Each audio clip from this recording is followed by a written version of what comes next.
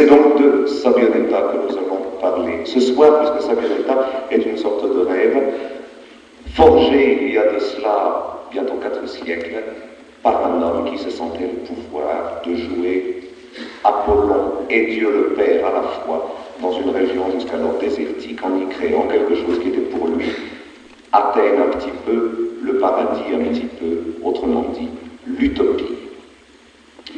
Pour vous parler de Sabbionetta, naturellement, il faut que je vous parle d'abord de celui qui l'a créé. Cet homme-là s'appelle Vespasiano Gonzaga. Il est donc l'un des représentants de cette famille Gonzague dont nous avons eu de semaine en semaine nombreuses occasions de parler. Mais il faut que je vous précise un peu la nature du personnage, la place du personnage dans la famille aussi, parce que c'est un personnage exceptionnel qui a créé une œuvre exceptionnelle. Et comme il est moins connu que d'autres, Gonzague ou Ludovic par exemple, je crois qu'il mérite qu'on s'y arrête un petit peu. Alors, Vespasiano Gonzague, d'abord pris, disons, dans l'héraldisme de sa famille, appartient bien entendu aux Gonzague, ça va de soi. Mais les Gonzague sont comme toutes ces grandes familles, non seulement italiennes, mais un peu partout dans le monde. Ils ont des branches majeures, cadettes, germaines, et on se perd. Vespasiano Gonzague est de la branche cadette.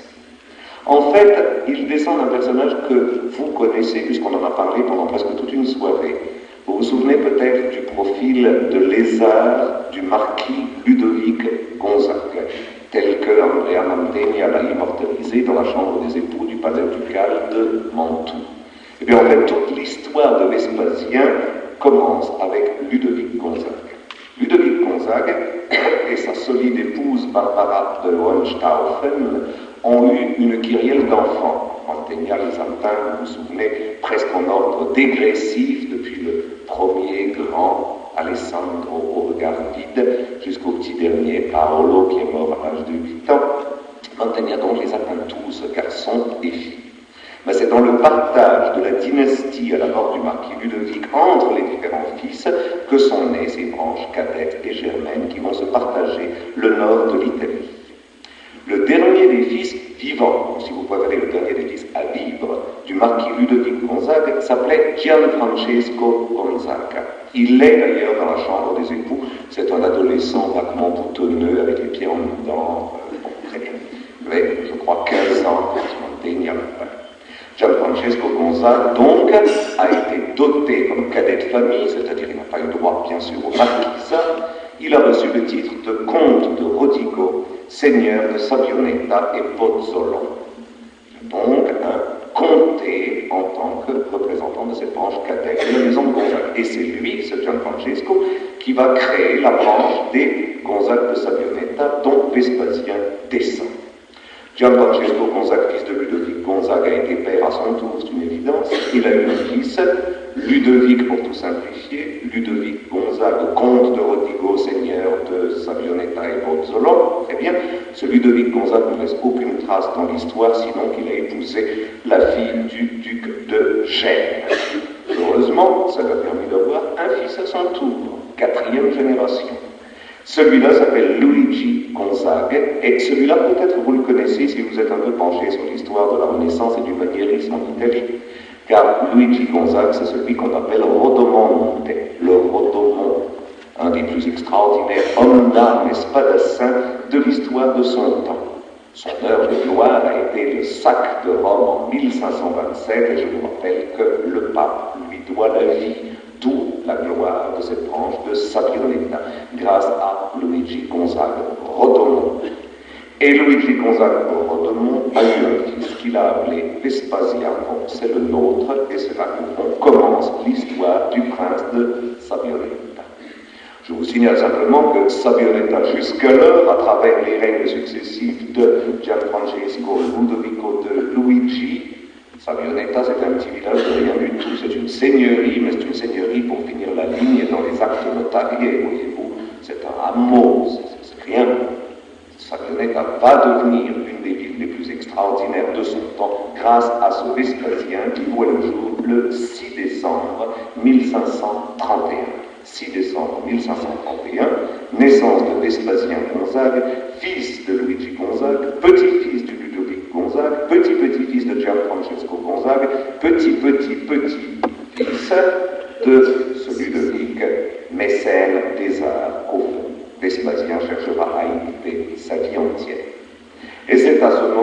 26 décembre 1531 commence l'une des histoires les plus étonnantes de la Renaissance.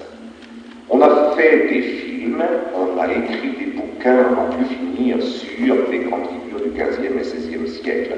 Il y a Isabelle d'Este, Immortelle, il y a des Lucrèce Borgia à n'en plus finir, même avec Belinda Lee, si je me souviens bien des émois de mes 14 ans. Il y a plein de choses immortelles, et je m'étonnerai toujours, on n'ait pas encore trouvé un Charlton Heston qui puisse faire un Vespasien Gonzague. Car il y aurait là la trame, et d'un livre, et d'un film fabuleux à retourner les sangs dans les chaumières, qui véritablement est exemplaire.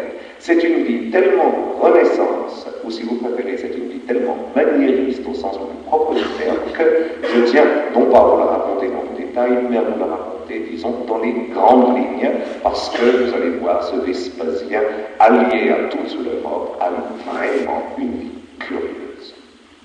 Première des choses, son père est mort 7 jours après sa naissance.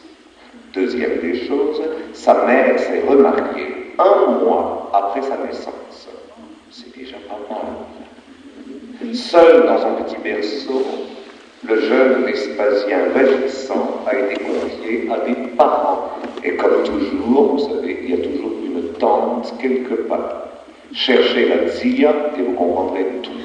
Alors la zia en question, c'était Zia Giulia Gonzague, qui recueille le petit et l'élève d'abord à Fondi, dans un petit château, puis à Naples, où elle est en service. Giulia Gonzague a laissé une trace extrêmement importante dans l'histoire de la culture de son temps, car elle était l'une des plus effroyables, l'une des plus redoutables et l'une des plus efficaces humanistes qui soit. Poétesse, grammairienne, rhétoricienne, j'en passe des meilleurs, elle était l'idéal de ce qu'on appellera quelques siècles plus tard le bas bleu. Toujours est-il que Giulia Gonzague, avec beaucoup d'acharnement sinon de génie, a su donner à ce neveu une éducation hors pair et une culture hors pair. C'est important, vous verrez pourquoi.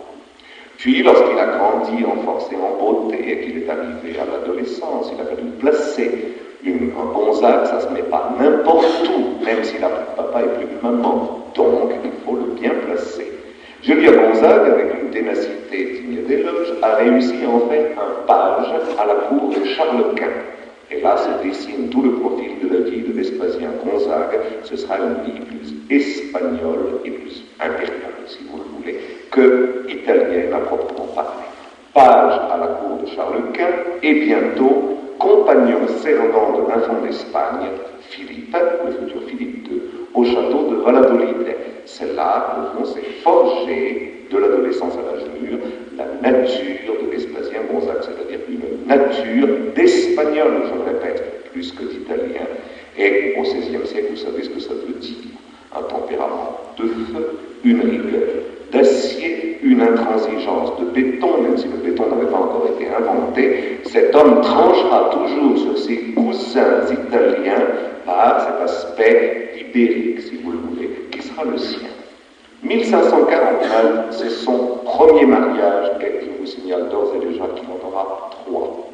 En 1549, il épouse une jeune femme ravissante d'ailleurs, qui s'appelle Diana di Cardona, c'est une italienne, mal née, si mal née d'ailleurs que le mariage est secret, mais très jolie, ma foi. À peine marié à cette créature ravissante, il commence son métier. Son métier, c'est celui de tous les cadets de famille, c'est les armes. On va s'illustrer dans les armes. Alors on le retrouve guerroyant au Piémont, on le retrouve guerroyant aux portes de Parme, on le retrouve à la bataille de Volpiano, on le retrouve, bref, conquérant partout, lauriers, gloire et triomphe, jusqu'au moment où, après le premier bonheur qui a été le premier mariage, c'est le premier drame. Il y a eu 3 mariages, il y aura 3 drames. Vous voyez le film que ça composerait. Le premier drame est une simplicité renaissante. Ayant découvert qu'il était un mari trompé, il a surpris sa femme et son amant. Il a étranglé sa femme et enferré son amant, doublement meurtrier, à moins de 30 ans. Avec un cynisme digne de son temps, il écrira à Zia Giulia qu'il a plu à Dieu de rappeler à lui son épouse Diana. Point à la ligne. l'Italie complète a compris, mais en cette époque-là, le privilège des princes est au moins de pouvoir disposer de la vie de leurs épouses.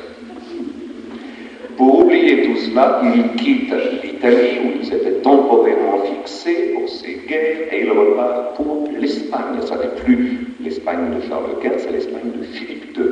Et de nouveau, les guerres reprennent. On le retrouve à Valence, on le retrouve à Carthagène, où d'ailleurs on lui doit les fortifications. Si une fois vous passez à Carthagène, vous voyez ce petit 8e de fortification qui reste, sachez qu'elles ont été dessinées, conçues et réalisées par Vespasien Gonzague. On le retrouve même au siège de Pamplonne, et donc, après Parme, etc., dans cette Espagne-là, il conquiert de nouvelles gloires, de nouveaux lauriers et de nouveaux triomphes. Tout va pour le mieux, dans le meilleur des mondes possibles. Il se remarie, deuxième mariage, 1554. Il épouse cette fois-ci quelqu'un de digne de lui. Je vous rappelle qu'il est d'une très grande famille. Je vous rappelle qu'il est d'une très grande bravoure et d'un très grand courage. Je vous rappelle surtout qu'il est très proche du roi. Alors le roi lui offre sa propre cousine. Il épouse Anne d'Aragon, cousine directe de Philippe II. Il l'épouse à Valence, d'ailleurs, dans un mariage qui laissera dans la chronique des traces de splendeur inoubliables. Il aura d'Anne d'Aragon 2 enfants, une fille d'abord qui s'appellera Isabelle et un fils qui s'appellera Luigi. Tout va si bien que pour que la trame romanesque soit parfaite, il faut que tout aille si mal. Après le deuxième mariage, le deuxième drame est rapide d'ailleurs, et il a pour héroïne sa deuxième femme, comme par hasard. Cette fois-ci, ça ne sera pas un assassinat direct, mais un assassinat indirect et même involontaire. Anne d'Aragon, nature fragile, nature certainement très atteinte dans son atavisme, Anne d'Aragon ne supportera pas de voir son époux partir sans cesse ailleurs. Elle ne supportera pas la solitude et elle deviendra, c'est si simple comme diagnostic à l'époque, folle. Et atteinte d'une folie extrêmement grave, dit-on, elle devra être enfermée au château de Rivarolo Fuori, où elle mourra moins d'une année plus tard. Deuxième drame qui brise pour la deuxième fois Vespasien Gonzague, et je pense que vous connaissez le schéma d'un prince. La guerre, ça vous remettra de tout, et il repart donc en guerre et en campagne. Je vous passe, si vous permettez, les guerres et les campagnes, les lieux et les sièges, les pillages et d'autres. Sachez simplement que son mérite se rappelle sur ces champs de bataille, que l'empereur Maximilien le nomme prince en 1574 et que Rodolphe II le fait duc en 1577. Donc une carrière qui ne cesse de monter jusqu'à ce fait de gloire, de dédoubler à ses titres ataviques de duc, héréditaire de duc, les titres de prince et duc d'Empire. Merveilleuse carrière. Et cette carrière-là est si haut, si vous le voulez, arrivée si haut, qu'avec une sagesse toute renaissante, il décide d'abandonner. Et en 1578, une année après avoir été couvert d'honneur, donc, il renonce aux armes et rentre dans son petit village de Sabioneta. Le reste de la vie de Vespasien, ce sera en fait de créer cette Athènes en Lombardie qu'est aujourd'hui encore Sabioneta. Vous allez me dire que là on pourrait arrêter, mais non, parce que je vous ai promis 3 mariages et pas 2, et 3 et pas 2. Et on en est à 2 dans les 2 cas. Le 3e drame arrive en effet à peine installé à Sabioneta. Il a auprès de lui son jeune fils Luigi, qu'il adore d'ailleurs, et dont il veut faire un prince encore plus digne des gloires que lui. Et un jour, dans une stupide querelle de famille, il frappe son fils et le tue. Mort accidentelle, bien entendu, mais dont il ne se remettra strictement jamais. Une seule fois, pour un homme qui s'est retiré des armes pour oublier, ça ne peut pas être la guerre, je vous dis, il s'en est retiré, c'est donc le mariage. 3e mariage donc, en 1583, cette fois-ci, pour être sûr, avec une cousine, ce sera Marguerite Gonzague qui sera sa compagne jusqu'à ses derniers jours. Dès lors, 1580, en gros, si vous le voulez, au lendemain de la mort de son fils Luigi, Vespasien Gonzague n'a plus qu'une idée. Oublier les armes, oublier la guerre qui lui a fait perdre tant de temps, oublier les passions, oublier les drames, oublier tout en créant. Et il est pris de cette folie de bâtisseur quand vous verrez la résultante tout à l'heure. Il oublie donc le monde, mais le monde ne l'oublie pas, bien entendu. Un jour, il reçoit de la part de l'empereur Maximilien l'ordre de la Toison d'Or. Il est le premier prince d'une maison italienne à recevoir l'ordre le plus haut qui soit, du moins donné par l'empereur, l'ordre de la Toison d'Or. Un autre jour, autre cortège brillant d'ambassadeurs entrant dans Sabioneta, c'est Venise cette fois-ci.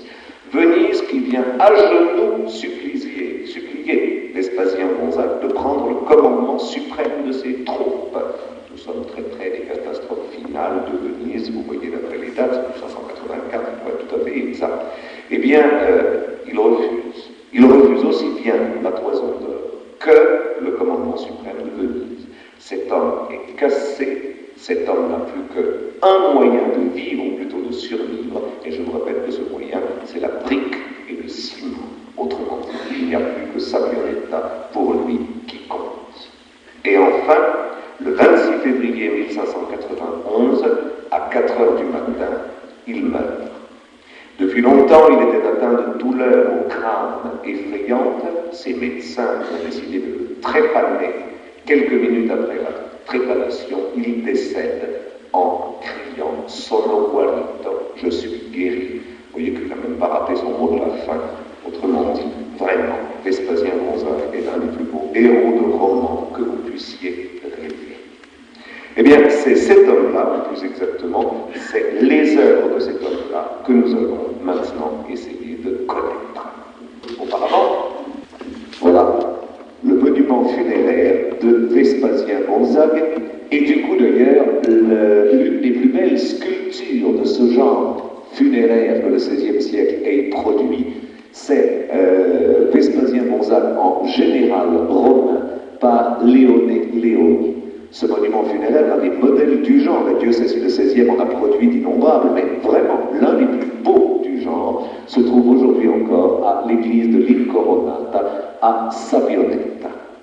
En deux mots, mais vraiment en deux mots, j'aimerais vous parler de ce Leone Leoni. Personnage assez intéressant qui n'a pas, je trouve, sa place dans l'histoire de la sculpture du XVIe siècle. On parle toujours de Michel-Ange, de Jean de Bologne, de quelques autres, dont Germain Pilon, et puis on la liquide assez vite. Leone Leoni est un très grand sculpteur, il mérite donc que nous nous y arrêtions. Sa formation, en deux mots, a été celle d'orfèvre d'abord et de médaillé ensuite. Vous savez que l'art de la médaille était un art majeur à la Renaissance. À la sculpture, il n'est venu que beaucoup plus tard. En effet, il a commencé par faire des médailles, et il a fait des médailles pour ses amis, ces fameuses médailles emblématiques où on se met des armes hiéroglyphiques avec une devise. Il a fait des médailles pour l'Arétin, il a fait la médaille de Titien, il a fait des médailles comme ça pour Venise, car c'était à Venise à l'époque qu'il travaillait. Lors d'un voyage à Milan, il a été remarqué par Charles Quint qui en a fait son sculpteur. Autrement dit, et dès lors, le destin de Leone Leoni ne sera plus italien, il sera espagnol. C'est donc assez curieux de voir qu'en fait, et le sculpteur et le modèle ont eu la même carrière, italien de naissance et de formation, mais espagnol de vocation. En effet, Leone Leoni quittera, et à jamais d'ailleurs, l'Italie pour l'Espagne. Si donc vous voulez voir davantage de Leone Leoni, et je vous assure que ça vaut la peine, allez à Madrid, au Prado ainsi, on garde sa grande statue de Philippe II et de son épouse, la reine Marie, on garde son Charles Quint, on garde bref toute une série d'œuvres de circonstances qui sont d'ailleurs souvent des œuvres funéraires, mais qui sont certainement parmi les plus belles de son siècle. Il a eu la chance pour tous les bons pères, il a eu un fils, il a eu la malchance pour tous les bons pères, non, pour tous les mauvais pères, son fils est devenu encore plus génial que lui. Son fils s'appelle Pompeo Leoni et il a été lui aussi le sculpteur officiel de la maison d'Espagne pendant la première partie du XVIIe siècle. Alors, exit Leone Leoni, nous abordons maintenant, si vous voulez bien, Sabioneta. Alors, Sabioneta, je vous rappelle, c'est un lieu que Vespasien concevra dans sa maturité, au moment où il estime avoir joué sa vie. Tout est fait pour lui. Et au fond, il ferme les portes de Sabioneta à créer sur ce qu'il estime être déjà un homme mort. Si vous le voulez, c'est une sorte de testament spirituel. Mais l'homme mort, il aura quand même plus de 20 ans pour travailler, c'est vrai, Mais je rappelle, c'est un homme fini, ou du moins c'est un homme qui s'estime fini. Et donc, pour se survivre à lui-même, il décide de créer un monde. En ceci, je crois pouvoir vous dire que Vespasien Gonzague s'inscrit dans la grande tradition de tous ceux qui ont rêvé, eux aussi, de créer des villes utopiques. Si vous voulez, le pharaon Akhenaton, lorsqu'il a créé Akhénaton, a un peu agi dans le même sens. Périclès, lorsqu'il a refait Athènes, aussi. Néron, lorsqu'il a rêvé d'une nouvelle Rome, aussi. Frédéric II de Hohenstaufen, lorsqu'il a érigé ses châteaux dans les Pouilles, aussi. Le pape Sixte Quint à Rome, encore. Auguste Lefort à Dresde, et jusqu'à, si vous voulez, les créateurs de Chandigarh ou de Brasilia sont de ces gens qui ont fait estimer avoir un laisse à apporter, alors qu'ils étaient au terme d'une expérience assez riche pour leur permettre de jouer à Dieu le Père. Et c'est exactement, je vous répète, ce que fait en fait Vespasien Gonzague. Il crée en démiurge, si vous n'aimez pas le terme de Dieu le Père, au fond, moi je n'aime pas non plus, mais en démiurge universel, il crée le monde dans la petite enclave qu'est pour lui Sabioneta. Alors, si vous voulez bien, on parle maintenant pour Sabioneta. Les premiers travaux de Sabioneta, c'est 1574. La dernière pierre posée à Sabioneta, c'est 1590. Donc vous voyez, une vingtaine d'années, très en cours de travail intense. La première des choses qui frappe à Sabioneta, et je crois que c'est en fait le premier mérite de Sabioneta, c'est d'être ce que l'on appelle de l'architecture pauvre. Le mot est aujourd'hui à la mode, vous le savez bien, c'est-à-dire une architecture qui en fait est bâtie sur de l'essentiel et ne cache pas cet essentiel. Je veux dire par là, il n'y a ni plaquage de pierre de taille, ni inclusion de marbre, ni même inclusion de terre cuite, c'est de la brique et ça montre que c'est de la brique. Une tendance que, vous le savez sans doute, l'architecture contemporaine, alors vraiment tout à fait contemporaine, tend à reprendre de nos jours. Dans le cas précis, on pourrait parler d'un maniérisme pauvre en l'occurrence. Je rappelle que le mot pauvre en l'occurrence, enfin, dans cette acception-là, n'est pas du tout péjoratif, c'est une évidence, c'est un mode esthétique de faire, mais un mode extrêmement original au XVIe siècle, à une époque où en effet, le marbre, le granit, le porphyre étaient sans cesse mis à contribution, en une époque où surtout on jouait en virtuose avec l'alliance de ces matériaux. À Sabioneta, ce qui est stupéfiant, c'est que véritablement, et partout, que ce soit dans les palais, que ce soit dans le théâtre, que ce soit dans les églises, la brique apparaît dans son caractère essentiel et fondamental. Vraiment partout et à travers toute la ville, comme vous le voyez ici. Ce qui donne d'ailleurs à la ville une rigueur extraordinaire. Il y a beaucoup d'austérité à Sabioneta, mais cette austérité est comme sauvée par l'absolue orthodoxie des lignes, que rien ne vient perturber, surtout pas le champ fallacieux des ornements. C'est vraiment l'architecture essentiellement pensée, et c'est tout. Essentiellement pensée, mais pensée en grand, car lorsque vous regardez un portique comme celui-ci, vous vous rendez compte de l'ambition du lieu. Aujourd'hui, Sabioneta compte 5169 habitants, paraît-il. À l'époque de Vespasien Gonzague, elle en abritait près de 11 000, soit en fait le double. Et ces 11 000 vivaient dans une des villes les plus aérées qui soit. Vespasien pensait grand. Et l'exemple de ce portique vous le montre bien, il est large, il est aéré. Il servait, dit-on, de marché. Et avec beaucoup d'intelligence, Vespasien l'avait voulu ouvert au vent des deux côtés, de façon à ce que le vent, en fait, balaye ce que l'homme de Sabioneta, Vespasien le savait bien, n'a pas la force de balayer. Ce portique, en fait, nous introduit aux appartements mêmes. Et voilà la galerie haute. Vous voyez qu'en fait, ce sens de l'orthodoxie des lignes, ce sens des perspectives poussées jusqu'à l'extrême, est vraiment du coup de Vespasien. Il le reprend partout où il peut. Ce premier lieu où je vous amène, parce qu'il me paraît l'un des plus emblématiques de Sabioneta, c'est la galerie des Antiques.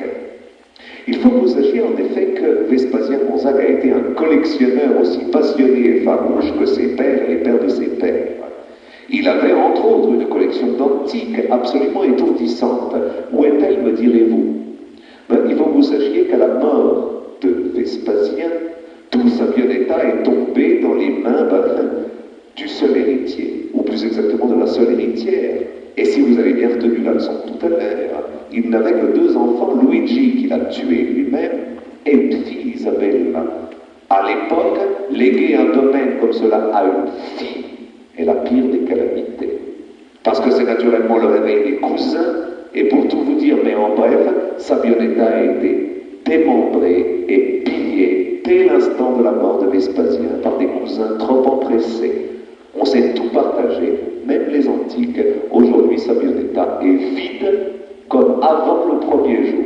Voilà donc la galerie des antiques sans antiques. Cette pièce étourdissante, car il s'agit d'une pièce, a ceci d'attachant qu'elle ne sert à rien. Elle n'amène à rien, elle ne va nulle part. C'est simplement, comme la tradition des grands seigneurs du XVIe siècle voulait, une pièce de représentation. Simplement. C'est-à-dire que c'est là qu'on peut recevoir, c'est là qu'on peut danser, c'est là qu'on peut dîner. Mais dans l'austérité des derniers jours de Vespasien, cette pièce était une sorte de conservatoire de souvenirs qui est toujours resté vide. Et au fond, c'est le décor qui lui tient lieu de vie, si vous le voulez. Le décor, en effet, comme le goût du maniérisme le veut, est un étonnant décor en trompe-l'œil que vous allez découvrir, voilà, prolongeant encore, avec une certaine habileté d'ailleurs, l'immensité du décor. Vous voyez, il y a des colonnades qui continuent la colonnade, il y a des arches qui prolongent les arches, il y a des perspectives ouvrantes et de droite et de gauche sur une sorte de Sabbioneta irréel. Et fait en tout cela, bien entendu, il y a les armes de Vespasien, Gonzague, que vous découvrez ici pour la première fois, mais que nous redécouvrirons, bien entendu, de lieu en lieu. Rien n'y manque, vous voyez, colonnes, chapiteaux ioniques, colonnettes torsadées, brûle-parfum, pot pourri, plainte, tout y est, même les triglyphes à l'antique. C'est par excellence le répertoire de l'ornementisme du temps. Et vous voyez que tout au long de la salle, ça c'est un détail, on a peint une fausse colonnade donnant sur une fausse loggia, ouvrant sur une fausse ville. Et bien entendu, vous voyez s'ériger de droite et de gauche de grands bâtiments, au milieu desquels trône l'obélisque d'Égypte, qui à la fin du XVIe siècle semblait déjà l'un des symboles essentiels de la grandeur et du pouvoir. Pour animer cette architecture extrêmement épurée, et elle aussi extrêmement austère, il y a bien entendu des invités. Ces invités, ce sont les muses, les demi-dieux et les dieux. Le vide, appelons-le biographique de la salle, était comme exorcisé par l'omniprésence de figures allégoriques qui, un petit peu michel-angélesques, un petit peu raphaélisantes, très Jules romanisantes, mais avouons bien de qualité très moyenne, viennent comme ça planer au-dessus de vous. Il y a des quantités de ces figures féminines, il y a aussi, multiplié par 10, des quantités de petits divers dont, avec ce sens de l'humour très particulier du XVIe siècle, l'un même a l'irrévérence de vous faire pipi dessus. Puis en dessous, il y a habilement tracé un grand décor de marbre marqueté sur le plat parfait du plâtre, car une fois de plus, il ne s'agit surtout pas de jouer l'illusion. Vespasien Gonzague est rigoureux jusqu'à l'extrême. Les murs de cette salle gigantesque sont aussi plats que ses rêves. Et là-dessus, on greffe donc le faux semblant du décor à fresque dont vous avez ici l'un des éléments. Maintenant, nous allons parcourir les salles de ce palais. Dans les salles de ce palais, vous allez découvrir un décor peint, c'est une évidence. Et dans ce décor peint, vous allez découvrir tous les grands cycles auxquels notre étude depuis quelques semaines nous a habitués. C'est ainsi qu'il y aura un cycle épique racontant les grandes heures de l'Antiquité, les grandes heures des demi-dieux et des dieux. Il y aura aussi un cycle dynastique, c'est-à-dire un cycle qui raconte les grandes heures de la vie du Seigneur. Et autant que possible, l'un se mêle à l'autre. Mythologie et histoire s'entrelardent de façon à créer une sorte de flatteuse compromission entre le réel et l'irréel. Et enfin, un troisième niveau de cycle nous amènera au pur décor, à l'ornementisme du siècle des grotesques, dont vous découvrirez quelques beaux exemples. Cycle épique d'abord. Vespasien-Gonzague est un prince de la Renaissance et comme tous les princes de la Renaissance, il rêve des grandeurs passées, donc référence à la grande période romaine.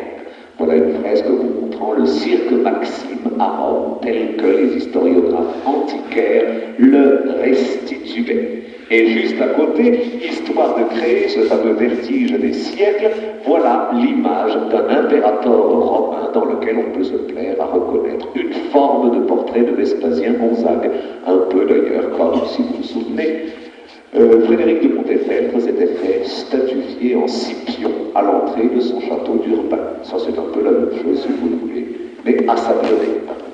Donc, nous sommes à Sabionetta, mais aussi dans la Rome antique. Nous sommes chez Vespasien-Gonzague, mais aussi chez César. Les fastes de la cour sont donc les fastes de cour antique. Et au plein des grands salons se développe un triomphe romain superbe, alliant bien entendu aux coursiers, aux taureaux et aux bœufs, les éternels éléphants, on en parlait beaucoup à l'époque, c'était ceux d'Hannibal, comme chacun sait, voire même les chameaux qui devaient être ceux des rois mages. Enfin, ça c'est une autre histoire. Voilà un petit bout de ces fastes à l'antique, en plainte du plafond, telle qu'une restauration tout à fait récente les remet à jour aujourd'hui. Puis dans les salons, après avoir situé le décor dans cette sorte d'antiquité, de convention que nous venons de voir, dans les salons, c'est naturellement la résurrection des mythes, puisque nous sommes dans une Rome héroïque, les personnages avec lesquels nous dialoguons ne peuvent être que des héros. Et on retrouve ici, comme dans la plupart des grandes résidences du temps, les grands mythes que vous connaissez, et naturellement surtout l'Iliade, l'Odyssée et l'Énéide. Voilà donc ici une peinture vous montrant l'entrée du cheval dans la brèche de mur de Troie. Vous voyez avec beaucoup de messieurs qui tirent, mais pas trop parce que ça dérangerait un peu leur tunique, et des tas de dames qui protestent, mais pas trop parce que ça dérangerait leur chignon. Le tout faisant entrer un cheval qui a l'air aussi peu décidé que possible d'ailleurs. Un peu plus loin, voilà la fuite de Troie. Vous voyez, ça brûle, mais pas trop parce qu'il aurait fallu remettre du rouge dans la composition. On déménage, mais pas trop, parce que ça aurait des allures pas convenables. Et on voit quand même Aîné qui vient de poser son papa en guise au premier plan, là, parce qu'un papa sur le dos, dans une composition comme celle-là, ça aurait fait désordre. Et enfin, Aîné prend sa propre aventure, et voilà ici Aîné rencontrant Titon et vivant sa passion, mais pas trop, une fois de plus. Soyons francs, je viens de vous montrer 3 panneaux de ce cycle de l'Énéide. C'est franchement non seulement médiocre, mais mauvais. Ça n'a pas grande importance. D'ailleurs, l'important est dans le cadre référentiel. Vous verrez, et nous en parlerons. Ça, c'était pour le cycle épique. Et j'ose dire qu'on voit que ce n'est pas celui qui convainquait le plus Vespasien-Gonzague. Il a cédé à la mode, il y a cédé avec une certaine légèreté qu'il a poussée jusqu'au choix des peintres, à vous. Deuxième cycle, le cycle dynastique.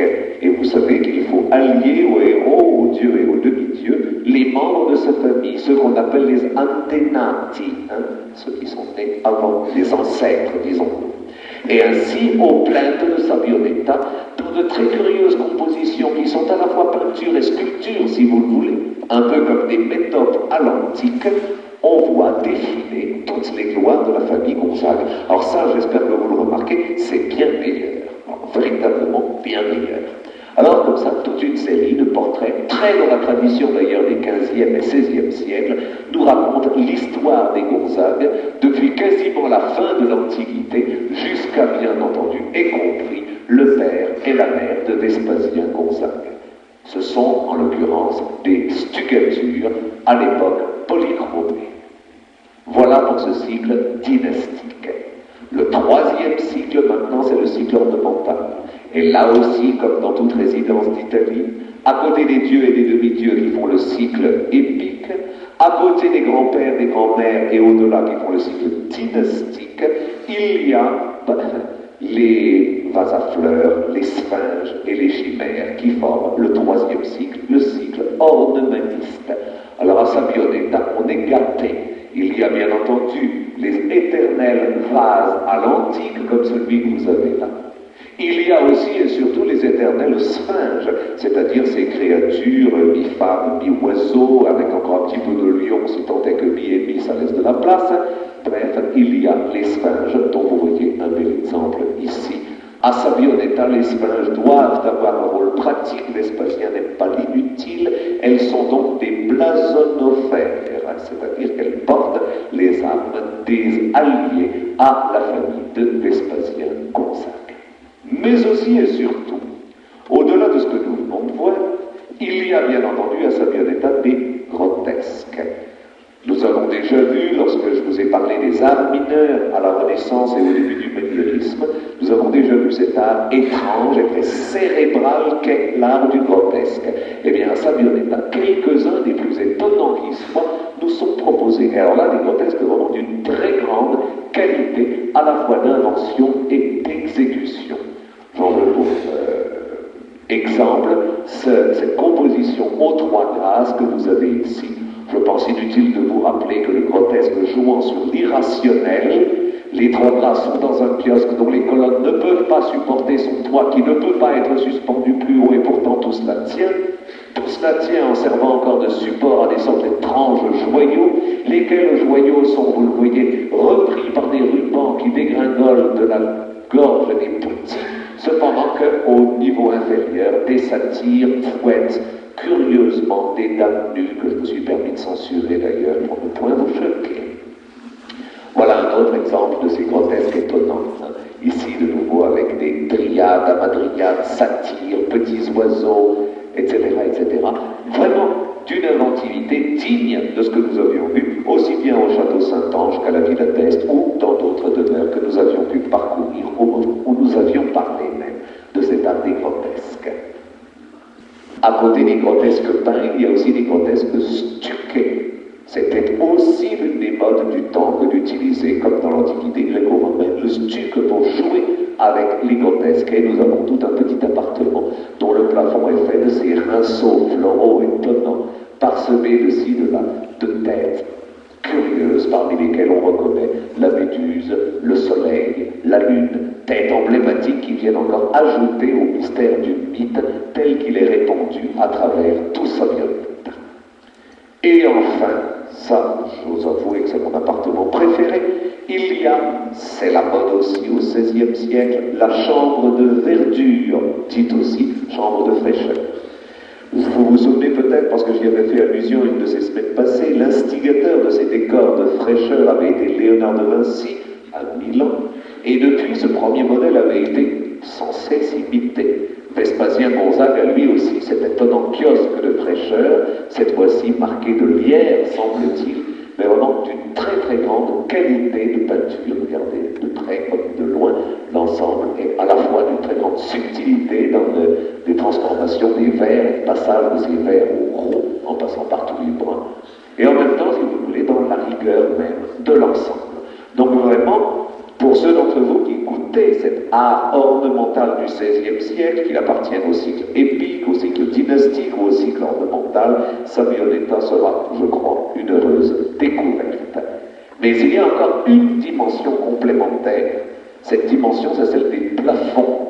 Je ne voulais donc pas quitter les palais sans vous montrer un choix de ces plafonds que Vespasien Gonzague amoureusement se faisait peindre, marqueter, voire tailler dans les bois les plus précieux et même parfois, dit-on, dorés. Voilà, par exemple, un plafond peu grotesque pour l'un des petits salons. C'est le salon où vous avez vu tout à l'heure les épisodes de l'Énéide. Alors vous voyez bien que Vespasien est beaucoup plus proche de ce décor ornemaniste dans lequel sa fantaisie, souvent morbide d'ailleurs, trouvait son plein épanchement, que dans le cycle convenu de l'histoire d'Énée, dans lequel il semble s'être autant ennuyé que ses artistes. Voilà donc plein d'imagination ce décor du salon dit des intailles, car en effet chaque compartiment reprend le dessin d'une pierre gravée à l'antique. Mais les plus beaux des plafonds de Sabioneta sont des plafonds de bois. Et si je vous en montre plusieurs, c'est que trop souvent, dans les résidences de l'époque, ces plafonds de bois se sont abîmés, voire même, souvent, ont brûlé. Nous n'avons que très peu des grands plafonds de la grande Renaissance. Sabioneta est donc une rareté. Et il faut signaler au passage le mérite de ces restaurateurs actuels qui, comprenant la rareté du domaine qu'ils ont à conserver, mettent tout l'accent de leurs travaux récents sur la conservation d'un ensemble de plafonds unique en Italie et certainement pas loin d'être unique en Europe. Voilà des plafonds taillés en plein cèdre, ici, à Rosas. Ils sont vraiment à la fois d'une richesse mais en même temps d'une rigueur architecturale étonnante. Autre plafond ici, plein cèdre et plein marronnier, bois clair et bois foncé, où se reprend d'ailleurs ce jeu de Rosas, mais cette fois-ci, comme vous pouvez le voir, en octogone. La tradition dit que ces plafonds étaient recouverts d'or par Vespasien Gonzague et que les héritiers au démembrement de la ville en ont gratté jusqu'à la dernière trace. Puisque nous parlons plafond de bois, je voulais terminer par les deux plus beaux. Voilà le plafond de l'Ange, une véritable merveille en ceci qui n'est plus du tout une œuvre simplement ornementale, mais vraiment une grande œuvre de sculpture sur bois. C'est en effet, regardez le corps et surtout le drapé de cet ange, l'un des plus beaux exemples sur bois de modelé maniériste que l'on puisse voir.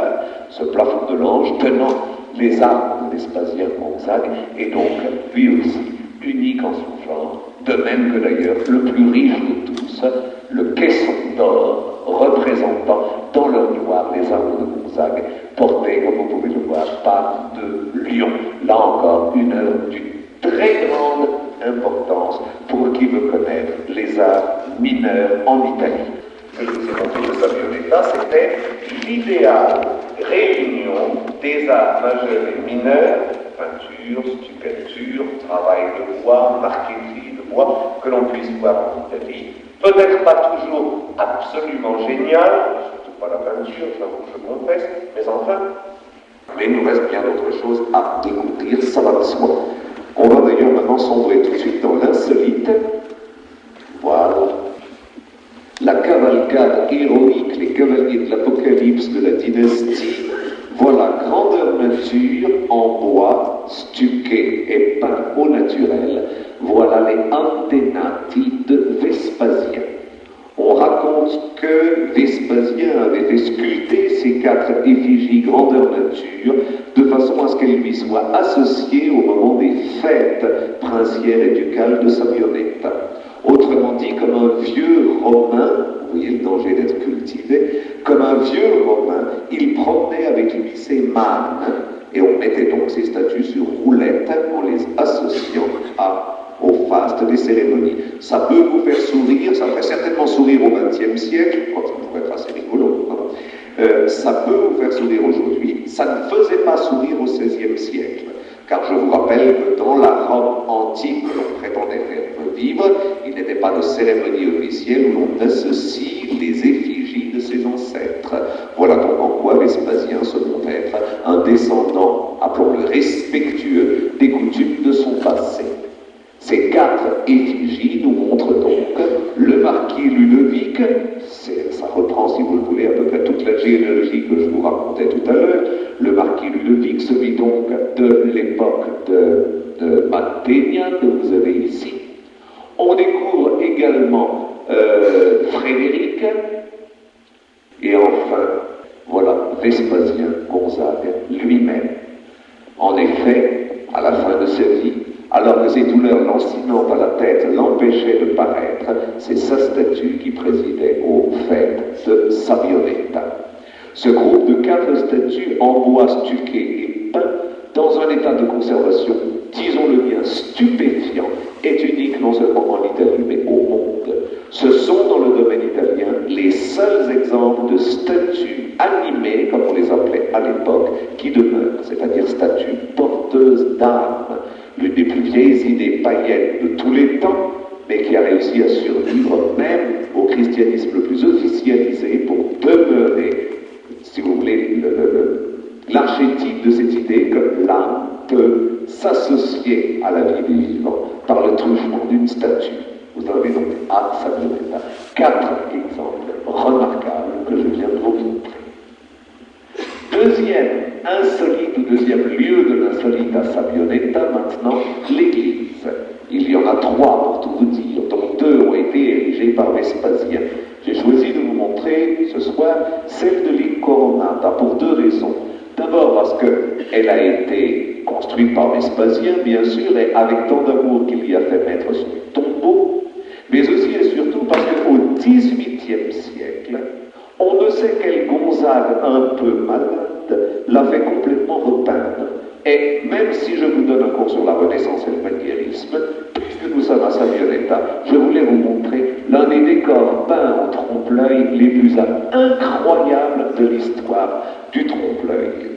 Donc, pendant quelques minutes, oubliez que vous êtes à un cours sur la Renaissance, s'il vous plaît. Ça date du XVIIIe siècle. Ça a été fait par un personnage qui s'appelle Isacci et qui était élève de Bibbiena, le grand scénographe de son temps. Pourquoi ça a été fait? Pour qui ça a été fait? Comment exactement ça a été fait? Nous n'en savons rien. C'est simplement signé. C'est tout ce que nous pouvons dire. Mais alors, le décor est d'une extraordinaire efficacité. Je me permets en effet de vous signaler que tout ce que vous voyez là est trompe-l'œil. Absolument. C'est uniquement un jeu de l'impossible dans une église qui est un tout petit octogone de rien du tout. Tout cela a été peint avec la plus invraisemblable virtuosité que l'on puisse imaginer. Et plus ça monte, plus c'est fou. C'est-à-dire que la coupole s'ajoute de loggia, de balcons, de terrasses, ouvre sur un ciel infini et bleu, propose encore tout un décor de fausses sculptures dans des fausses niches, traité vraiment avec une étourdissante virtuosité jusqu'à la clé de voûte. Regardez quand on s'approche ici, vraiment, le trompe-l'œil prend presque l'allure d'une anamorphose, on a l'impression d'être dans un espace gigantesque comme une flèche de cathédrale gothique, alors que le tout culmine véritablement à quelques 15-16 mètres au grand maximum au-dessus du sol. Voilà une vue générale de cette rotonde étourdissante qui naturellement ouvre le ciel sur la vision du Saint-Esprit. Alors ces quelques diapos, je répète, n'avaient rien à faire avec mon cours, mais vous serez d'accord avec moi qu'on ne pouvait pas laisser passer l'Église comme ça. Alors on revient maintenant à la terre, toujours dans l'Église, mais pour découvrir ce fameux tombeau. Alors, il faut que vous sachiez que le tombeau lui-même a été fait par un dénommé Giovanni Battista della Porta dans les années 1593.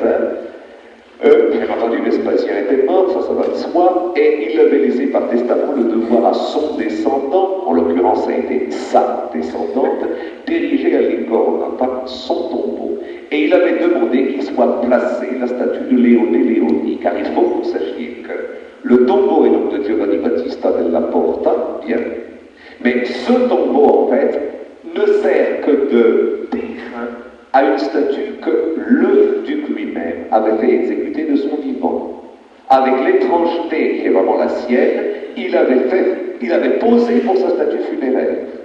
Et Leone Leoni avait pu ainsi observer les gestes de Vespasien Gonzague pour lui donner ici plus de vérité encore. Voilà, l'ensemble du tombeau, c'est assez beau d'ailleurs, c'est assez équilibré. Ça rappelle un tout petit peu le tombeau de Jules II à Saint-Pierre-aux-Liens, dans un côté un peu académique, un peu ennuyeux. Bon, mais surtout, cela sert à mettre en évidence cette splendide sculpture, comme le tombeau de Saint-Pierre-aux-Liens sert à mettre en évidence de Moïse. Voilà donc en bronze patiné noir ce fameux Vespasien Gonzague de Léonie. Alors je pense qu'il vous apparaît comme évident que Leone Leoni admirait Michel-Ange. Il vous paraît certainement aussi comme évident qu'il a pastiché Michel-Ange. Nous sommes là en effet en plein tombeau des Médicis, avouons-le bien. Mais tout de même avec une grandeur du bronze, une tension du bronze, une nervosité du bronze qui est absolument étonnante ici. Alors vous voyez qu'en plus d'être une sorte de petite cité idéale à la mesure de son siècle, nous venons déjà de voir par 2 lieux au moins la salle des Antenati avec les 4 grandes statues et l'église de l'Incoronata avec sa grande effigie que Sabbioneta se hisse comme cela au-dessus de bien d'autres utopies de son temps. Mais si j'ose dire c'est encore rien. Le chef-d'œuvre des chefs-d'œuvre, c'est le troisième lieu que je vous présente maintenant. En effet, après ce premier exemple de l'insolite qu'était l'ensemble des quatre sculptures, après le deuxième exemple qui était l'Incoronata, nous arrivons maintenant à la merveille des merveilles, à ce qui mérite à soi seul le voyage. Ce lieu-là, c'est le théâtre. Car en effet, Vespasien Gonzague aimait le théâtre comme tous les princes de son temps. Je vous rappelle que le théâtre moderne naît au XVIe siècle, aussi bien dans la structure des salles que dans la scénographie et le jeu même des acteurs. Eh bien, tout prince de la Renaissance devant avoir un théâtre, Vespasien Gonzague à sa Violetta aura son théâtre. Le théâtre, dit théâtre à l'antica, théâtre à l'antique, a été érigé entre 1588 et 1590. C'est donc une œuvre de la fin. Vous pouvez voir, je ne vais pas vous dire que Ludovic était, que Vespasien était mourant, mais pas loin. On a joué 3 fois de son vivant seulement au théâtre à l'antique. Toujours est-il, il l'a fait construire par les grands spécialistes du temps, Vincenzo Scamozzi, architecte de licence. Alors, je vais d'abord vous le montrer, puis je vous reparlerai de Scamozzi, parce que ça a certainement été le plus extraordinaire des collaborateurs de Vespasien Gonzague. Alors, voyons maintenant cet étonnant théâtre. Là aussi, le théâtre de Sabbioneta a une chance exceptionnelle. Il est dans un état de conservation exceptionnel. Hormis, hélas, la scène. La scène, en effet, le mur du fond de la scène qui portait une architecture a été détruit au moment de la dernière guerre par un incendie. Par contre, l'orchestra, la cavea et surtout la partie que vous avez devant vous, c'est-à-dire la partie des loges et du public, sont dans l'état de l'époque. C'est une construction en briques, mais qui cette fois-ci a été revêtue, comme vous pouvez le voir, de façon à jouer à la noblesse de l'architecture antique. Alors, nous sommes là au niveau des spectateurs, il y a une loge, qui en l'occurrence est la loge princière, se prolongeant par, comme il se doit, un promenoir très important dans l'éthique de l'époque, le tout soutenu par un magnifique portique sur lequel, pour faire illusion, on a mis des statues. Illusion de quoi? Tout simplement illusion d'extérieur. Je vous rappelle que jusqu'alors, tous les théâtres avaient été des théâtres extérieurs. Scamozzi est l'un des premiers à avoir créé un théâtre intérieur. L'un des premiers. Bon, je vous entends déjà dire que Palladio l'avait fait avant. Je me permets simplement de vous rappeler que Scamozzi et Palladio travaillaient main dans la main et que s'ils ont créé quelque chose, c'est en même temps et de concert. Autrement dit, le théâtre de Vicence, dont je ne vous ai pas encore parlé, mais dont je vous parlerai, est absolument contemporain de celui de Sabbioneta. Mais ça, c'est une autre histoire. Alors, voilà donc ce magnifique portique, en briques recouvertes. Voilà donc ces sculptures qui permettent à ce portique de donner l'illusion de l'extérieur, car en effet, l'échelle se tronquant, si vous le voulez, on a l'impression que le plafond se repousse extrêmement loin. Les sculptures sont en stuc, bien entendu. Vous pouvez d'ailleurs le voir, elles ont les genoux qui s'écaillent, ces dames et ces messieurs. Créant, comme je vous l'ai dit, ménageant, si vous le préférez, comme je vous l'ai dit, un déambulatoire intérieur dans lequel, avec ce sens du trompe-l'œil très cher au XVIe siècle, on a prolongé l'architecture en créant un deuxième portique ouvrant sur des niches orfévrées véritablement, abritant de fausses statues, c'est-à-dire peintes en camailleux de jaune et d'ocre, la représentation des grands poètes épiques et tragiques de l'Antiquité. Voilà l'entrée du promenoir, c'est-à-dire par là où entrait le duc Vespasien. Et voilà justement ces fameuses fresques en trompe-l'œil montrant les grands poètes tragiques et comiques de l'Antiquité. Ici, Plaute, par exemple. Pourquoi Plaute? Je vous dirai tout de suite parce que c'est écrit dessus. Mais il n'y a pas de reconnaissance particulière à ces personnages qui sont d'ailleurs d'une esthétique un tout petit peu... Puis en voilà un deuxième, celui-là c'est Terence.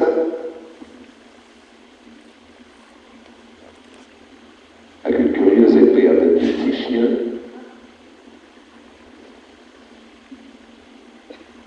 Voilà Ovide.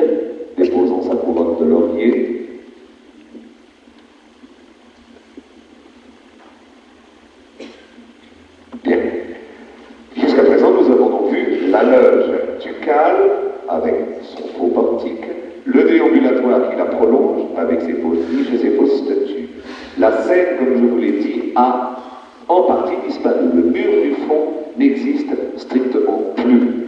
Vous me direz que j'aurais bien pu vous en amener une photo pour que vous voyez, mais je dois vous avouer qu'il a été tout récemment repeint dans lac de Caume tellement épouvantable que je vous montre donc les côtés latéraux de cette scène qui, eux, ont par miracle conservé leur décor d'époque.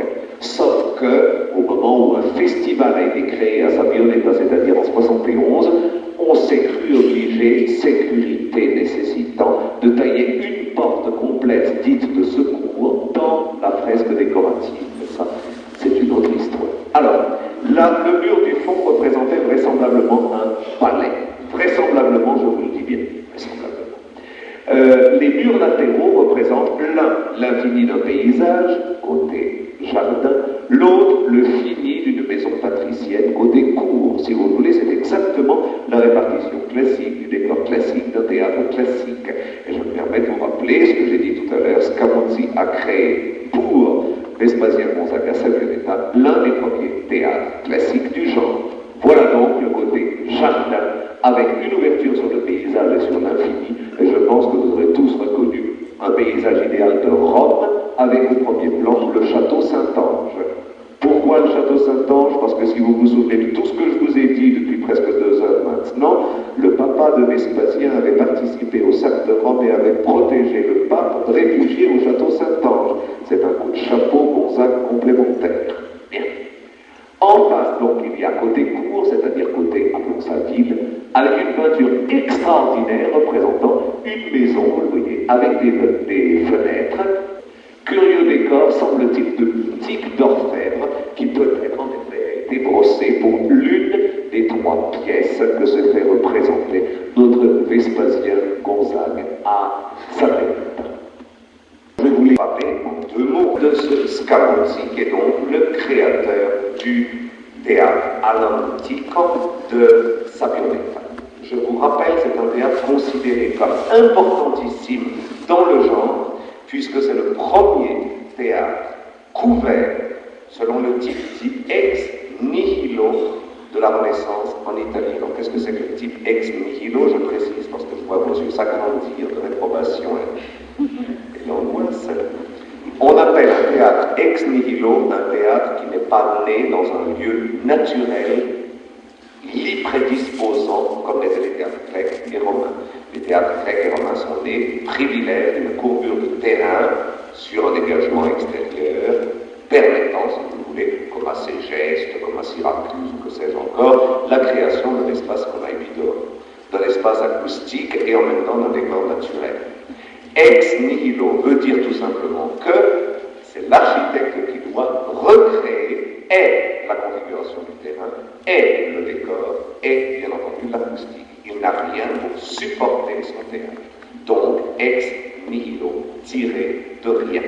Alors, ce théâtre de Sabbioneta, donc cette double originalité d'être le premier théâtre ex nihilo, c'est-à-dire entièrement créé par le génie humain de son architecte, Scamozzi, et surtout, ce qui est encore plus important, me semble-t-il, il est le premier théâtre moderne, en ceci qu'il est le premier théâtre couvert de l'histoire du théâtre occidental. Alors, quelques mots pour vous faire mieux connaître cet architecte de génie qu'est Scamozzi. Je vous rappelle qu'il est né le pauvre à Vicence et qu'il est né le pauvre à très peu de distance de Palladio. Je dis le pauvre parce que d'accord, quand on a Palladio comme rival à côté, il y a vraiment de quoi faire autre chose. Mais Scamozzi n'a pas fait autre chose, il a fait du Palladio. Il a fait du sous-Palladio, mais il a fait du Palladio. Dans sa jeunesse, en effet, il a froidement imité le style de Palladio, de très peu son aîné. C'est ainsi que vous pouvez voir à Lonigo, que vous connaissez peut-être, une villa de la famille Pisani qui s'appelle Villa Rocca Pisani. Et cette très belle villa, Villa Rocca Pisani, quand on y arrive, crée toujours une angoisse épouvantable parce qu'on se dit, mais c'est pas possible, je me suis trompé de route, c'est la rotonde de Palladio. Puis on se dit, mais c'est quand même pas tout à fait la rotonde, mais c'est la rotonde. Mais c'est la rotonde sans être la rotonde. Mais voilà, ça c'est Scamozzi. Scamozzi au début. C'est toujours Palladio, mais pas tout à fait ça. C'est toujours un petit peu, pas assez, puis juste un petit peu trop, si vous le voulez. Mais à côté de ça, ce sont la plupart du temps des pastiches, avouons-les, relativement serviles de Palladio. Heureusement, il fera ce qu'il aurait dû faire plus tôt, il quittera Vicence et il s'éloignera de Palladio.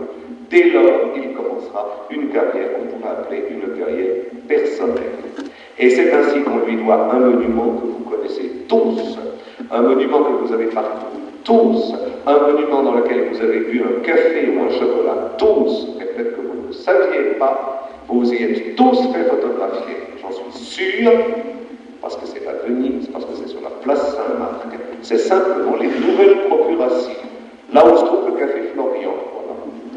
Eh bien c'est une œuvre de Scamozzi, c'est la première œuvre de libération de Scamozzi. Il s'est enfin dépalladianisé et il commençait alors cette carrière nouvelle qui a été la sienne.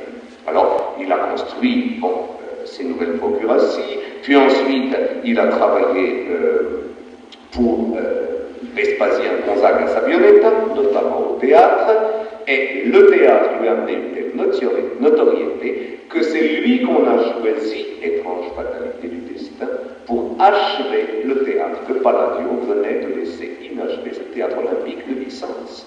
Le fameux théâtre olympique, je vous le rappelle, était en chantier quand Palladio est mort. Eh bien, c'est Scamozzi qui ira le lui terminer. Nous en reparlerons, mais dans un moment. Je vous signale qu'il a écrit, c'est ainsi qu'en 1615 paraîtra à Venise son Idea dell'architettura universale, idée sur l'architecture universelle, l'un des plus grands livres théoriques de la période magnifique. Voilà pour mieux vous présenter un peu Scamozzi, vous voyez, qui part de Palladio pour revenir à Palladio en passant par Venise et par Sabbionetta, un beau destin d'architecte. Mais à ce point-là, au point où nous sommes, et pour fêter le théâtre, puisqu'on était au théâtre, je voulais vous parler un peu plus du théâtre au XVIe siècle. Parce que je crois que c'est important. J'ai avancé tout à l'heure qu'il s'en construisait de partout. Je ne vous en ai montré qu'un. Parlons un peu de théâtre pour vous en montrer d'autres. Le XVIe siècle, c'est l'époque de l'allégorie. Nous l'avons assez dit, je n'y reviens donc pas. On peint, on sculpte et on met en scène à outrance le temps, la mort, la gloire, la fortune et que sais-je encore. Vous avez un très bel exemple ici avec cette alambiquée, c'est le cas de dire, allégorie du temps et de la mort signée par Hans von Aachen. Chaque personnage dans cette composition à la fois savante et froide a sa place emblématique et par là même, si vous le voulez, cette œuvre-là, je la considère comme le frontispice de ce goût paraître, mais ce goût d'un paraître savant, ce goût d'un paraître, si vous voulez, justifié par une culture intense, telle que le XVIe siècle l'a particulièrement aimé. Alors, à force de voir ça assez mûr, ben voyez-vous, on finit par y croire. Donc, le sens de l'allégorie devient le sens de la mascarade, c'est-à-dire que le prince devient une allégorie vivante. Le prince apprend à porter les vêtements allégoriques que vous voyez par exemple ici dans ce portrait de Primatis, c'est un des membres de la famille Sforza, représenté ici en Dieu Mars. Et vous voyez qu'il n'est pas vous voyez qu'il est l'un des premiers à avoir inventé ces chaussettes à tête de lion que nous avons vu faire fortune dans les décors maniéristes que je vous ai présentés ces semaines passées. Alors vous voyez, de l'allégorie à cette mascarade emblématique, il n'y a qu'un pas, bien sûr. Et de la mascarade emblématique à la fête emblématique, il n'y en a qu'un autre. Donc, vivant au milieu des dieux, se déguisant en dieux, les princes vont finir par emprunter aux dieux leurs arts. Voilà un concert princier, peint d'ailleurs par un des tout grands peintres décorateurs du temps, c'est Niccolò della Parte, qui fait partie aujourd'hui du décor de l'université de Pologne. Autrement dit, avec ces trois tableaux que je voulais vous montrer, dans le goût qu'il a pour l'allégorie figurée, le prince du XVIe siècle finira par avoir le besoin de s'y intégrer. Il s'y intégrera d'abord comme figurant, mais il s'y intégrera bien vite comme acteur. Et c'est à ce moment-là qu'on peut commencer à parler de théâtre. Car en effet, tous ces princes de la Renaissance et du maniérisme, qu'ils soient italiens bien sûr, mais qu'ils soient aussi français, qu'ils soient même anglais, qu'ils soient allemands, qu'ils soient d'où vous voulez, tous ces princes ont tenu au fond à vivre ce vertige de la fiction qu'est le vertige du théâtre. Et nous possédons de par toute l'Europe une quantité de témoignages sous forme de gravures, sous forme de dessins préparatoires, sous forme même parfois de peinture, immortalisant les fastes des grandes représentations du temps. J'en veux pour exemple, par exemple ceci, ce sont des projets de costumes pour une mascarade donnée à Florence. C'était le triomphe de Scipion pour Ferdinand de Médicis. Les costumes donc. Au niveau du décor maintenant, voilà un autre très beau dessin du temps, mais celui-ci français, c'est dû à Jean Cousin, dont j'aurai à vous reparler dans 15 jours si je me souviens bien. Voilà donc le dessin de Cousin qui est un décor pour une représentation de Hippolyte, pas Hippolyte s'il vous plaît, Hippolyte, j'ai cherché partout qui c'était, mais je ne sais toujours pas. Bien, c'est une dame qui a fait l'objet d'une pièce de théâtre. Voilà donc le décor de Hippolyte par Jean Cousin. Alors non seulement les costumes sont somptueux, non seulement les décors sont somptueux, mais la machinerie est phénoménale à cette époque-là, car on risque tout pour célébrer la grandeur des princes. C'est ainsi qu'à l'époque de Catherine de Médicis et de ses fils, dans la cour de Fontainebleau, justement, on créera d'extraordinaires spectacles, transformant une pelouse de gazon en mer déchaînée pour mieux y faire arriver un bateau. Ce que vous avez là est un dessin de Dubois pour une représentation d'un Paris, et ce que vous voyez, c'est l'enlèvement d'Hélène par Paris, bien entendu. Le bateau, ça va de soi, est mécanique et arrivait peut-être quart à quart sur les gazons, jouant bien entendu aux tempêtes déchaînées. Machinerie d'un luxe absolument extraordinaire. Alors donc, costume, nous l'avons vu, décor, nous l'avons vu, machinerie, nous venons de le voir et nous le voyons, concourait à faire de la mise en scène une œuvre absolument folle. Voilà par exemple un dessin d'Antoine Caron vous montrant l'attaque de l'île des Sauvages, spectacle créé en l'honneur de Catherine de Médicis et de Henri III dans les grands jardins de Fontainebleau. La mer est naturellement un bassin artificiel, les galères sont vraies, l'île est fausse, bien entendu les sauvages de l'île aussi bien que les soldats attaquants sont vrais, c'est une joute nautique dans la plus parfaite tradition des naumachies que l'Antiquité a aimées. Eh bien voilà, pour vous montrer en quelques documents ce sens extravagant du spectacle et du paraître que le XVIe siècle a particulièrement prôné. Or, et c'est là que la chose me paraît intéressante, le théâtre de Sabioneta se situe géographiquement entre deux autres théâtres que je vais vous présenter maintenant. L'un est à Mantoue, et il est un petit peu postérieur au théâtre de Vespasien. L'autre est à Vicence, et il est un tout petit peu antérieur au théâtre de Vespasien. Mais les deux théâtres, c'est-à-dire celui de Mantoue et celui de Vicence que vous allez voir, forment avec celui de Sabioneta une sorte de triangle d'or. Vous aurez vu ce soir les trois plus beaux théâtres de l'Italie renaissante et maniériste. Alors commençons d'abord, si vous voulez bien, par Mantoue. Mantoue que vous découvrez ici avec sa lumière originale, c'est-à-dire la lumière de ses spectacles. Donc, pas du tout le grand éclairage dit d'ambiance qui règne chez nous, mais un éclairage qui va par torchère, comme vous pouvez voir. Alors, voilà ici le jeu de ces galeries étonnantes, permettant au public de s'installer. Vous êtes en plein cœur de Mantoue, ici, et le théâtre que je vous montre, c'est le Teatro Scientifico, le théâtre scientifique qui a été créé par l'un des descendants de Vespasien Gonzague. Le décor que vous avez là est un décor entièrement de bois et de stuc traité en trompe-l'œil, avec un sens très implacable de la géométrie architecturale qui doit vous rappeler un tout petit peu Palladio. Mais je me permets de vous rappeler aussi bien en matière de théâtre qu'en matière d'architecture, tout simplement, Palladio a dominé non seulement sa génération, mais son siècle, mais encore ses siècles. Voilà encore un autre détail de ces étonnants bossages formant une sorte de fausse ville, alors qu'il s'agit en fait simplement de loges de spectateurs. Car, et c'est l'originalité du théâtre scientifique, la scène et les loges sont traitées exactement dans le même ton. C'est-à-dire comme s'il s'agissait d'une ville de pierre. Vous allez découvrir maintenant, voilà, l'une des avant-scènes, toujours bois et stuc, Regardez bien, voilà la scène. Et comme vous pouvez le voir, aucune différence donc entre scène et loge.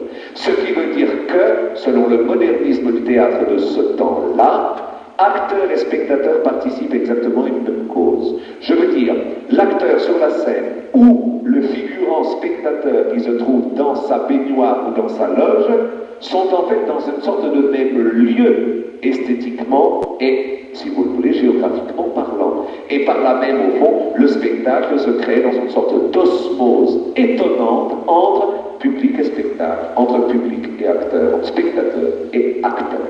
Donc, avec le théâtre scientifique de Mantoue, l'une des très très grandes réussites du palladianisme, mais je vous rappelle, plus tardive bien entendu que le théâtre de Sabionetta. Et maintenant, nous nous portons pour le troisième théâtre à Vicence, à l'autre bout du triangle d'or des théâtres du XVIe siècle. Je pense que 2-3 précisions ne sont pas mauvaises pour vous rappeler comment est né le théâtre olympique qui demeure le plus beau théâtre ancien du monde. Je vous ai parlé ce soir de Sabionetta, ne me faites pas croire moi-même que je trouve celui de Sabionetta plus beau que celui de Vicence. On arrive maintenant au chef-d'œuvre des chefs-d'œuvre. Vous savez que Venise a fait une aimable boulette culturelle, comme elle en a fait d'innombrables tout au long de son destin, en 1577. En 1577, le Dolge du Pape et surtout le Petit Conseil étaient véritablement pas rigolo. On était dans une espèce de période d'austérité et surtout d'austérité des mœurs. 3 ans auparavant, on avait chassé toutes les courtisanes de Venise, ça avait été une belle faillite, mais enfin bon. Et continuant, on avait chassé les histrions de Venise. Je vous rappelle qu'un acteur de théâtre et qu'une actrice de théâtre, c'est un histrion. Donc, autrement dit, on avait chassé des acteurs de Venise. Chasser les acteurs, ça veut dire chasser les auteurs. Chasser les auteurs, c'est chasser les pièces. Chasser les pièces, c'est chasser les théâtres. Tous les théâtres avaient fermé à Venise en 1577. Bien entendu que les Vénitiens ont besoin de théâtre. Tout le monde a besoin de théâtre. Ce que les Vicentins avaient tout de suite compris. 1577, les théâtres de Venise sont fermés. 1578, celui de Vicence ouvre. Autrement dit, les Vicentins ont attiré chez eux les Vénitiens, puisque ce n'est pas fermé chez vous. Venez chez nous. Et c'est ainsi que Vicence reprendra au bon, si vous le voulez, la balle que Venise vient de lui lancer. Alors, chose assez curieuse ou assez étonnante, Vicence voudra un théâtre unique au monde, le plus beau théâtre du monde. Il faut dire qu'à la tête de la culture à Vicence, il y a non pas un homme, comme chez nous en terre vaudoise, mais un groupe d'hommes. Ces gens-là s'appellent l'Académie olympique. Par olympique, s'il vous plaît, vous entendez de l'Olympe. Rien à faire avec les jeux, bien sûr. L'Académie de l'Olympe. L'Olympe, c'est le responsable de la musique, des spectacles, de la danse, etc. Cette Académie olympique décide donc de créer un théâtre. Voilà pourquoi il s'appelle d'ailleurs théâtre olympique. Il n'y a pas d'autre raison. Mais, chose assez curieuse, cette Académie olympique décide non pas de construire un théâtre, mais de donner une pièce de théâtre qu'on n'oubliera jamais dans l'histoire du monde. Puisqu'ils sont maintenant les représentants du nouveau théâtre, puisqu'ils portent la responsabilité de satisfaire même les princes de Venise, ils veulent donner comme première une représentation qu'on n'oubliera jamais. La pièce des pièces, avec les costumes des costumes, les machines, les décors fabuleux. Eh bien, toute l'aventure du théâtre olympique commence le jour où l'Académie olympique de Vicence décide d'avoir une théâtrale, comme on dit chez nous, inoubliable. La pièce est immédiatement choisie.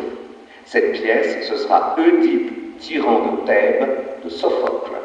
Donc, n'importe quoi. Première des choses, on décide de la retraduire. Les traductions jusqu'à présent ne sont pas assez bonnes. Il en faut une beaucoup plus belle. Et c'est un des membres de l'Académie qui traduit. Il s'appelle Orsato Giustiniani. Il retraduit Oedipe, tyran de Thèbes. Il faut de la musique, car il y aura des chœurs, il y aura des intermèdes dansés. Donc il faut un musicien. Ah, celui-là, on peut aller le chercher à Venise. On va le chercher à Venise d'ailleurs. C'est Andrea Gabrielli, que vous connaissez certainement parce qu'il a légué une œuvre assez importante. Ça ne suffit pas, il faut des costumes. Eh bien, on va charger un costumier, le plus réputé du temps, de s'y mettre. et ce costumier lèguera 1700 dessins pour les costumes de la représentation. Il s'appelle Giambattista Magenza. Il faut enfin ce qu'on appelait à l'époque un coordinateur, on dirait, je crois, aujourd'hui un metteur en scène. Cet homme-là, ce sera Angelo Insegnani. Et de concert, ce sacré collège va choisir en main l'architecte. Car, avec une traduction comme ça, une musique comme ça, des costumes comme ça, une mise en scène comme ça, il faut un théâtre comme ça. Et naturellement, on va chercher Palladio. Et Palladio crée, avec les membres de l'Académie byzantine, l'œuvre que vous allez voir, c'est-à-dire le théâtre olympique, né par le hasard d'une malheureuse loi vénitienne, né surtout par le bénéfice d'une représentation qui devait être et qui a été inoubliable. Le 3 mars 1585 à 17h30, tapante, les portes du théâtre olympique s'ouvraient pour la première fois. Aujourd'hui, vous le savez bien, elles s'ouvrent encore exactement 3 siècles plus tard. Nous fêtons le tricentenaire du théâtre olympique cette année-ci avec un festival extrêmement intéressant. 3 siècles après, les portes s'ouvrent encore et elles vont bien s'ouvrir pour nous. Alors, voilà l'entrée au théâtre olympique, fausse ruine et fausse statue, et voilà la salle. Vous voyez tout simplement qu'en fait, c'est le théâtre de Sabbionetta en plus grand. Je veux dire par là, il y a de nouveau les gradins, il y a de nouveau la loge, il y a de nouveau bien entendu les niches avec les sculptures, il y a bien entendu le portique, la balustrade et les statues de phèdre tout en haut, de façon à créer cet étrange trompe-l'œil de l'extérieur à l'intérieur, qui est le type, au fond, disons, qui correspond au type du théâtre ex nihilo couvert dont je vous ai parlé tout à l'heure. Voilà, vous avez vu la partie de droite, voilà ici ces niches et ces sculptures. Niches et sculptures qui d'ailleurs, selon la théorie de Palladio, sont dans cette noble alternance des niches en arche et des niches à plan carré, abritant des statues, en l'occurrence de terre cuite à Vicence, d'une extrême qualité. Il faut dire que les Vicentins ont lésiné sur rien et que les artistes qu'ils ont su se choisir sont parmi vraiment les grands ornemanistes de la fin du XVIe siècle, voire même jusqu'au début du XVIIe siècle. Voilà le passage avec la scène. Car jusqu'à présent, vous n'avez vu donc que ce beau théâtre de gradins en hémicycle, sur lesquels on est aussi mal assis qu'on l'est, par exemple à Orange, à Syracuse ou à Ségeste, pour ne citer que l'exemple que je vous ai donné tout à l'heure, hormis en loge, et tout ce vaste hémicycle, regardons la scène. Alors la scène, la voici, d'abord dans la mauvaise lumière d'une photo bien pragmatique, puis nous la verrons dans un petit moment un peu mieux. Mais alors, vous savez que la scène est faite de 2 parties. Elle a ce qu'on appelle un proscenium, c'est-à-dire la grande, disons, terrasse que vous avez au premier plan, sur lequel se passe l'essentiel de l'action, avec un décor fixe qui vous montre, au fond, un arc de triomphe gigantesque, avec ses pilastres, ses entablements, ses statues allégoriques, ses vertus théologales et ses vices cardinaux. Mais originalité extrême, ce décor fixe est prolongé par 3 perspectives, l'une axiale et 2 diagonales, formant des rues permettant l'arrivée des personnages, l'épiphanie des personnages, mais surtout la création par personnage interposé d'actions parallèles. Il peut se passer plusieurs récits concomitants en un seul et même lieu. Alors maintenant, on éteint un peu la lumière. Voilà ce que ça donne de nos jours. Voilà donc cette partie de la scène centrale. Vous savez sans doute, parce que c'est chose connue, qu'il s'agit d'un des plus beaux, si ce n'est le plus bel exemple d'anamorphose architecturale qui soit, puisque le sol monte infiniment à partir de la barre d'appui qui se trouve ici pour culminer à l'arc de triomphe qui se trouve là.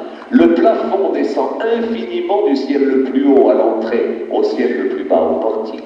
Et toutes les maisons que vous avez, les palais que vous découvrez ici, sont traités dans d'absolus trompe-l'œil architecturaux, ce qui fait que un personnage qui apparaît ici au fond paraître un géant colossal, bien entendu, dans une architecture qui est anamorphique. Les metteurs en scène en tiraient le parti miraculaire que vous pouvez imaginer et que goûtaient les spectateurs du temps.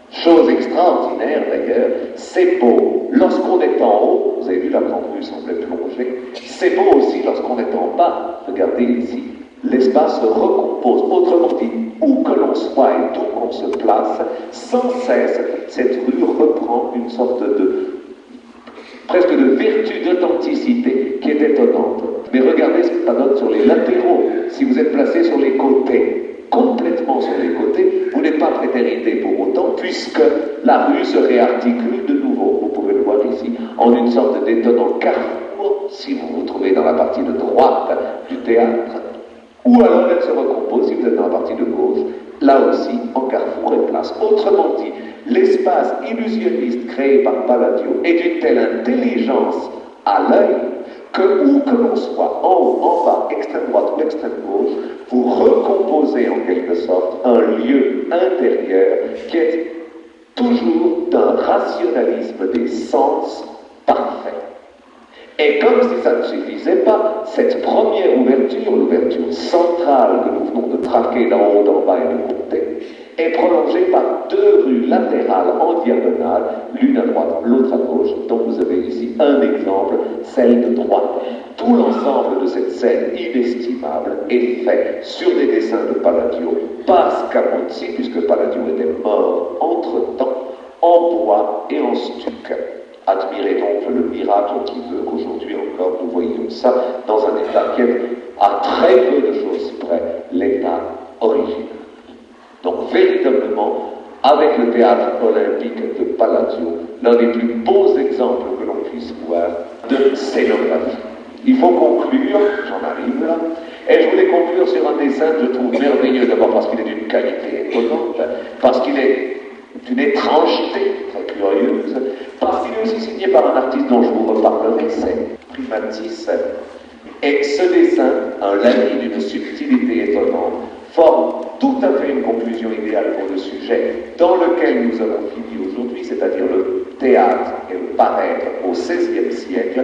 Ce que vous avez là, c'est tout simplement la préparation pour la mascarade de Persépolis. Autrement dit, il y a eu un grand spectacle florentin qui s'appelait la mascarade de Persépolis. Primatis s'est simplement amusé à aller voir en coulisses comment ça se passait. Vous avez donc ici les coulisses avec les acteurs en train de se préparer au spectacle. Et par là même, vous pouvez voir que décidément, le XVIe siècle est bel et bien le siècle du paraître. Alors j'espère, disons, que cette sorte de point d'orgue sur le rêve à la Renaissance, à propos de Vespasien Gonzague et ce petit développement sur le théâtre a su retenir votre attention, dire